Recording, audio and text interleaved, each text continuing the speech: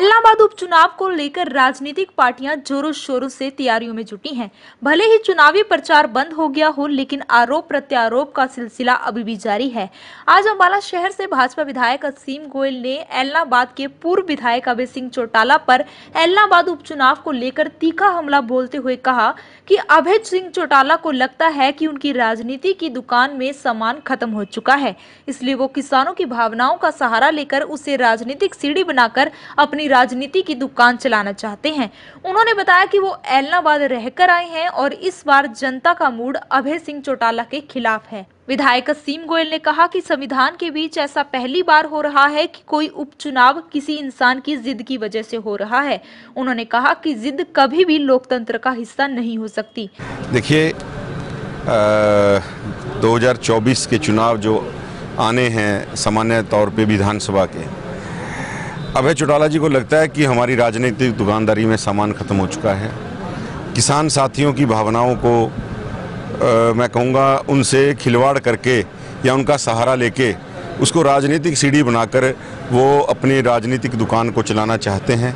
लेकिन मैं इलाहाबाद रह के आया हूँ, इस बार का जो मूड है, जनता का मूड है, अभय चौटाला जी के खिलाफ है, जागीरदारी के खिलाफ है।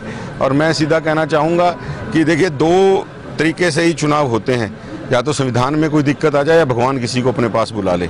लेकिन ये तो एक इंसान की जिद की वजह से, पहला ऐसा बाई इलेक्शन है जो एक इंसान की जिद की वजह से हो रहा है, और जिद कभी लोकतंत्र का हिस्सा नहीं हो सकती। और आप कसम खाते हो कि मैं ऐसी असंवेदनशील जो विधानसभा है उसमें नहीं जाऊंगा जहां कानून बने हो, जबकि उनको पता है कि कानून यहां नहीं बने। कानून लोकसभा के अंदर बने हैं, माननीय सुप्रीम कोर्ट ने उनके ऊपर रोक लगा रखी है। उसके बाद भी केवल एक उंगली कटा के शहीद होना और किसान साथियों की भावनाओं से खिलवाड़ करके अपने आप को राजनीतिक रूप से जिंदा रखने की जो कोशिश अभय चौटाला जी ने की है, आज सारी दुनिया उसको समझती है। विधायक तो वो पहले भी थे, अब भी विधायक का चुनाव लड़ा। कानूनों के ऊपर माननीय सुप्रीम कोर्ट की स्टे पहले भी थी, अब भी स्टे है। कोई चीज़ परिवर्तित नहीं हुई, लेकिन संकल्प उन्होंने किया। लेकिन मुझे लगता है इस बार इलाहाबाद की जनता उनके संकल्प को पूरा कराएगी। संकल्प तो उन्होंने किया था कि मैं विधानसभा में नहीं जाऊंगा, लेकिन इलाहाबाद की जनता इस बार मन बना चुकी है कि अभय चौटाला जी के इस संकल्प को पूरा करना है, उनको विधानसभा नहीं भेजेगी। हरियाणा में भाजपा सरकार के 7 साल पूरे होने पर विधायक असीम गोयल ने कहा कि इन 7 सालों में भाजपा ने भ्रष्टाचार मुक्त प्रशासन देने की कोशिश की है और भाजपा सरकार ने बहुत सारे विकास कार्य किए हैं और अपने आगे के कार्यकाल में भी भाजपा सरकार ऐसे ही विकास कार्य करती रहेगी।